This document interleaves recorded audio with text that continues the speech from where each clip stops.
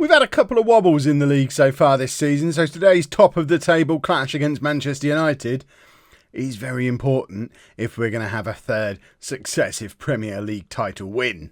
Hello and welcome to part 186 of Backing the Boro. I'm Kevin. Coming up on today's episode, we have that big top of the table clash away against Manchester United, plus an away game in the Champions League at Marseille. We've actually already qualified from our Champions League group, which I hadn't intended to do that, or didn't expect to do that, when I planned that this was going to be the next episode, but we've actually been playing really rather well in the Champions League. It's the league we've been having slip-ups this year. I guess that's the right way round. That's the way we've wanted it this year. So since you were last with me, we've lost 2 Premier League games, away against Middlesbrough and away against Burnley. 2 games you wouldn't expect us to lose, which means we're currently finding ourselves third in the Premier League after 12 games. Only 6 points behind leaders Man United. If we do beat them today, obviously we close that gap up massively. If we lose today, we can almost write off winning the Premier League and focus fully on the Champions League, which we should probably do anyway. But our Champions League form has been awesome. Ignoring that Leverkusen draw, we went to their place and ground out a 1-0 win, then thumped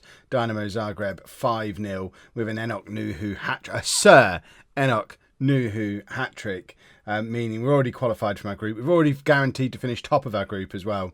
13 points from the first 5 games. If we can beat Marseille today, it'll be our highest ever points total in a Champions League group.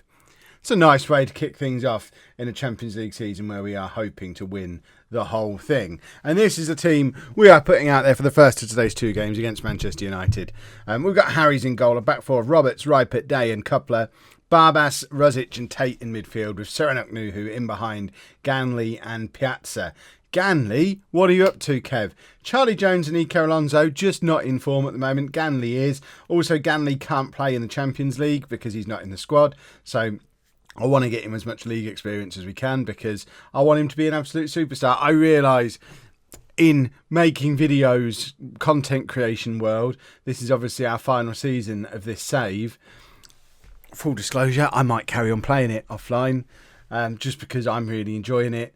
And why not? I feel like I'm not done yet. I want to see the likes of Piazza and Ganley and Jones. I want to see how good they eventually get. I want to see how good this team eventually gets. So I'm still playing the game with full realism mode engaged, like I do with all my Football Manager stuff. And yeah, it doesn't necessarily make sense to be trying to get experience into Ganley in a game against Manchester United when we've got Jones and Alonso and Mustafa sat there on the bench who are all proven Premier League goal scorers. But taking a long-term view, why not develop Ganley? Why not develop Roberts as an example? We want this club to dominate European football for the next 10 years. We want Nuneaton to be the next Man City after Man City dominated for so very long. Now they've gone past their prime. We want to be the team to take over and replace them. Piazza has missed 2 big chances already in this game, although officially neither of them have gone down as a clear-cut chance. That second one for sure looked like a clear-cut chance to me, but Ganley plays Nuhu in again, and here's Piazza again, and just a little bit slow to react each time from Piazza. It's a little bit of a worry. There's Piazza again. He's involved in everything. Barbas against his former club, and it whistles slightly high and slightly wide. We have looked lively and competitive in that first 15 minutes of the game, but as the old cliches go, you really do have to score when you're on top in a game, because if you don't, then this happens. And despite dominating, I would say, the first 18 minutes of that game, 21 minutes in, we find ourselves 1-0 down. And it's a weird sentence to say, but it's largely because Piazza has been a little bit wasteful. He's had a few good opportunities to put us ahead. He's been a little bit wasteful. We've sometimes in the past questioned Piazza's big game ability, big game performance. And he's captain today in undoubtedly a big game. If we want to win the Premier League for a 3rd year in a row, this is a must-win game. To be 9 points behind Man United at this stage of the season, it's not insurmountable, but goodness me, it's a big gap to catch up. So it's about as big a game. It's probably the biggest game we've had this season so far, and Piazza has been the worst player on the pitch. So that's a worry. This is why he's not being listed for World Player of the Year or any of that stuff, because he's not quite he's not quite the finished article yet, and he still has these little wobbles, these little inconsistent moments. And he is shortlisted for European Golden Boy again, so he could win that 2 years in a row, which I've never known any of my players win that 2 years in a row, I don't think. Even Liam Wells didn't win it 2 years in a row. But he needs a performance in games like this. We have got Charlie Jones sat there on the bench who can come on if needed and will come on sooner rather than later if we don't find a way back into this game. Because certainly since United have scored, we've not been in it at all. It's been all United since their goal, and considering their goal was in the 21st minute, it's all well and good to have a good start to the game, but we have just been, there's been nothing from us since then. Aimless ball forward from Day. Piazza doesn't chase it, then eventually does decide to chase, and all it does is lead to a Man United counter, and they come down this left-hand side of ours, which is a little bit of a weak spot because of Roberts not being the best defender in the world, and they go 2-0 up, and Charlie Jones is just glaring at me. I think it might be time for Charlie Jones to come on. We'll give it... No, in fact, we're not going to give it any more time. We're going to get Charlie Jones on for Piazza. We've got to send a message to Piazza that playing the way he's playing in games like this is not okay. He's got to up his game in these big matches. And if Charlie Jones can do nothing else, it's the thing he can do. Similar to Nuhu traditionally, Charlie Jones turns up when we need him to turn up. That's why we made him captain so young. That and the fact Man United were trying to steal him from us. But, you know, the story we'll tell in the officially sanctioned history books is we made him captain because he was a big game player and a natural leader. So that's what we need him to come on and do today. We've got a game to rescue, and we're putting a lot of that responsibility on the shoulders of Charlie Jones, despite the fact he's not even on the pitch yet and we're now 3-0 down. My word, and it's like a carbon copy of the second goal. We're ruined down this left-hand side again. We have money to spend in January. I am wondering if we buy a left-back. Joksimovic hasn't been playing regularly for Bayern Munich. I had a little look at him in the summer, but he still looks very expensive. I'm wondering, do we just throw the whole £40 million at Bayern and say, can we have our left-back back, please? You've had him for 18 months and not really played him. We've still got a big gap in our squad he could fill, and just bring Joksimovic back. But then the problem with that is he's going to be cup-tied in the Champions League. So it doesn't actually help us win the Champions League. So it's probably a stupid transfer that I shouldn't do. Which means you're almost guaranteed to see me announcing him as our big new signing in the next episode. Right, we need to make more changes. I don't think there is any coming back now, but we've got to at least pretend to try. Let's get Wander on in that midfield. He's not likely to turn the game around in the last 25 minutes, but he's got experience, he's got leadership skills. We've brought two natural leaders on to make these changes, and hopefully they're going to come on and inspire a comeback. There's Nuhu, there's the first goal of said comeback. Obviously, if anyone's inspiring a comeback, it's going to be this man, but getting the opportunity to link up with Jones and Wander, who've been there, done that, not dozens, but, you know, half a shoebox full of trophies they've won at Nuneaton now. They probably get the medals in their shoebox. In fact, a trophy is going to fill more than half a shoebox. Let's say medals, not trophies. Re-record that bit. Right, we need a second goal now. If we can grab another one now, then we've got to start to believe we're finding a way back into this game. Jones chasing down but doesn't quite get there, and it's United with the counter-attack again. And this is what we need to be aware of. And they know exactly where to attack as well. They're coming down our left-hand side again, but Tate intercepts. It's with Nuhu, forward to Ganley, slots it into Jones. Jones probably needed to finish to prove what an inspirational man he is. But, you know, we've got more on the bench. What have we got? Centurion and Alonso. It's probably time to take the kid off. Ganley has played well, but Alonso is Alonso. We're going to swap the two of those over. Play Jones in his more natural, complete forward on support position and get Alonso into goal-scoring positions so that he can hopefully go and grab us a couple of goals, because it's all gone a little bit quiet. It's gone very quiet. United have taken their foot off the gas completely. Tate with another one of his floating balls forward, but this time everyone was far too far back. It's not as effective when he does it from the edge of our area to just inside their half. If he plays that exact same pass from the centre circle onto the edge of their area, it tears them apart. But everyone was just pushed back too far, and that was pathetic.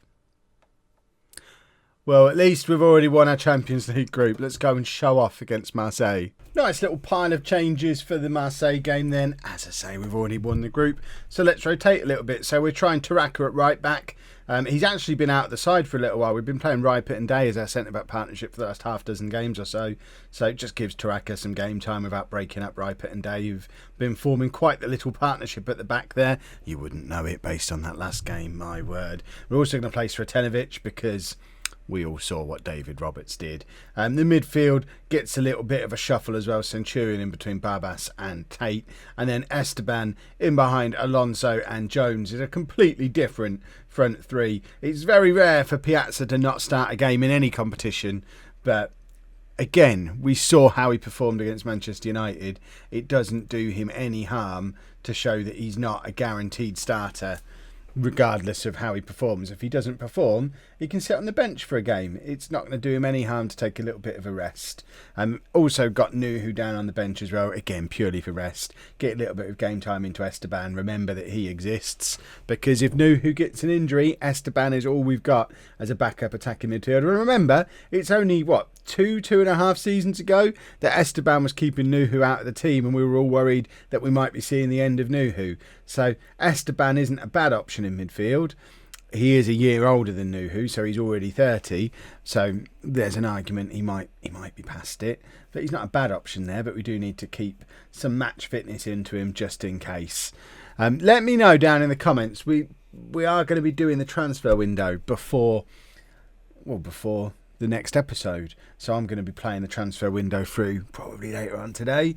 And I could do with some help because we do need to strengthen. I see now that we need to strengthen. I think we probably should have signed the attacking midfielder in the summer that we nearly signed. He was a proper Galactico.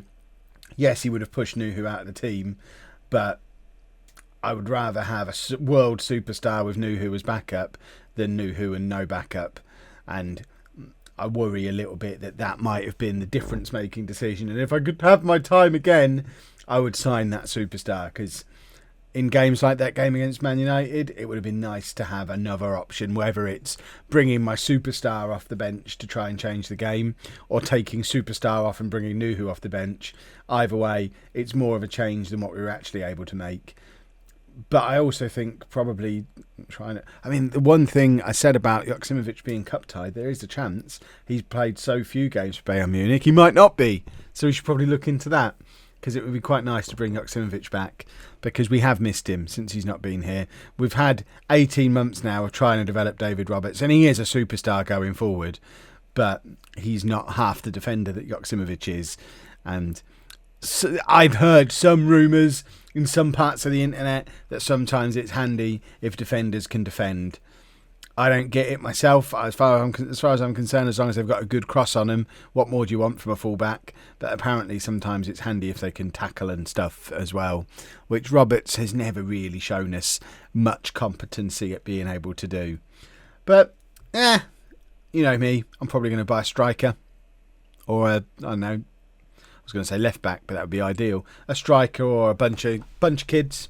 Bunch of 17-year-olds with potential. Here's my 3 new Brazilian wonder kids. That's what next episode's going to be. I can see it myself. I've met me. I know right now when I'm talking it through with you what I should do. But I also know once the lights are off and I'm sat here in my pants eating cold pizza and just getting soaked into the game and loving life, I know full well what I'm going to do. Right, Esteban's shattered. That's why we need match fitness for him. And Jones has been rubbish. So Piazza's exile lasted 60 minutes. And we bring on the super friends, Nuhu and Piazza, who both mention in their little information pages how much they love each other. So we get those two on to hopefully drag us back into this game. Because although we've already won the group, it would be nice not to lose to Marseille, who are going to be playing Thursday night football once all is said and done, because Leverkusen look like they've secured second place with a performance against Dynamo Zagreb, who finished the group on 0 points and a negative 16 goal difference. So let's not lose away from home against a team who are getting knocked out of the tournament, because that doesn't bode well for those knockout rounds that we've got coming. Because, I don't know if you remember, but we struggle away from home in the Champions League sometimes. Oh my word. Should we buy a goalkeeper? So we'll see if Vujicic is available. Problem is, I know Vujicic is not available. He's playing week in, week out for Paris Saint-Germain, and they're still giggling about getting the steal of the century for getting that man for 13 million quid. Oh, but look at this. It's not even a deflection. It's just a toe poke that goes under Harry's. And, well, this has not been my finest hour, this episode. I think it was on yesterday's video. We were talking about how you need to have your darkest day, your darkest moment just before you get your happy ending, or else the happy ending isn't as satisfying. I would like to officially call it, this is our darkest moment. This episode, we have been turd. It has been absolutely rubbish. And hopefully things get better from here. And we do go on and secure a Champions League win. Realistically, next week. It's got to be next week. This series ends next week. And then we're just waiting for the FM18 beta. Another phenomenal finish from Alonso. He has that in him. He just doesn't do it often enough. We saw one, was it yesterday, from the Tate pass and the beautiful Alonso finish. And it's a similar finish there. It's just stunning. But he doesn't do it all the time. And he doesn't offer much else to the team other than that when it comes off. And I don't know if that's enough.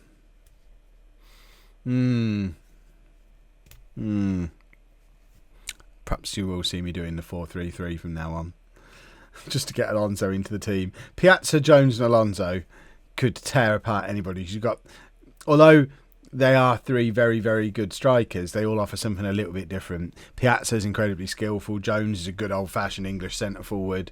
And Alonso can just strike the ball beautifully, sweetly like that. Maybe that's what we do against City in this next game. We can't keep losing football matches. Ugh. Anyway, if you've enjoyed that, please make sure you leave a nice big thumbs up on there for me. Subscribe to the channel for daily Football Manager videos. And thank you very much for watching.